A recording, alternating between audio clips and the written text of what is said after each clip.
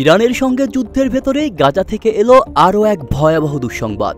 Israeli সেনাদের উপর ভয়াবহ হামলায় প্রাণ হারিয়েছেন অন্তত 7 জন সেনা, আহত হয়েছেন আরও 17 জন।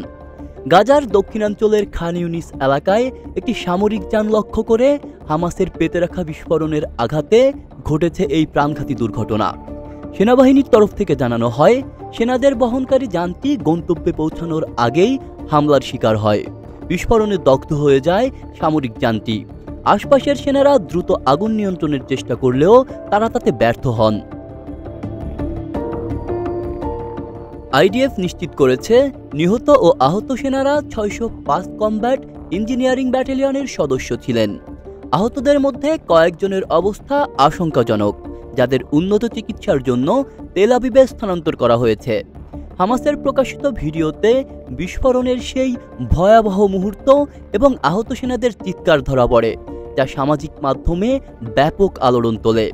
হামলার দায় স্বীকার করেছে হামাসের সশস্ত্র শাখা কাশেম ব্রিগেড, যারা একই দিনে আরও 2টি হামলার কথাও নিশ্চিত করেছে।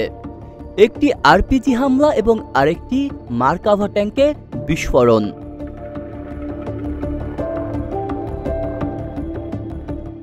এই ঘটনার পর ইসরায়েলে চরম ক্ষোভের সৃষ্টি হয়েছে। শুধু সরকারিভাবেই গাজার যুদ্ধে এখন পর্যন্ত 8 শতাধিক সেনা নিহত হওয়ার তথ্য জানানো হলেও বিশ্লেষকরা বলছেন প্রকৃত সংখ্যা এর চেয়েও বহুগুণে বেশি। যুদ্ধের ক্ষয়ক্ষতি গোপন করতে নানামুখী প্রচেষ্টা চালাচ্ছে নেতানিয়াহু সরকার। তবে গাজার মাটিতে কোথাও যুদ্ধ জয়ের সাফল্য না পেয়ে এখন সেখানে অভুক্ত নিরস্ত্র মানুষের উপর নির্বিচারে হামলা চালাচ্ছে ইসরায়েলি বাহিনী।